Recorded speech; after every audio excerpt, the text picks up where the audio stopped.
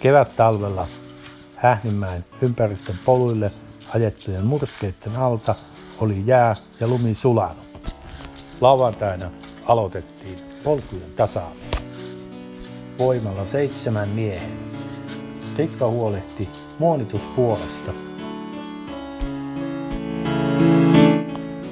Olin siellä minäkin mukana joukon jatkeena.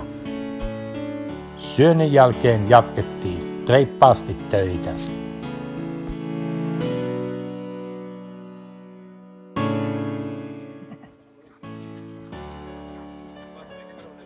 Päivän urakka oli saatu päätökseen, oli kahvin aika.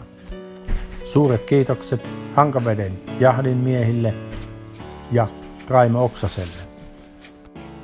Loput polusta tasataan ensi viikon aikana.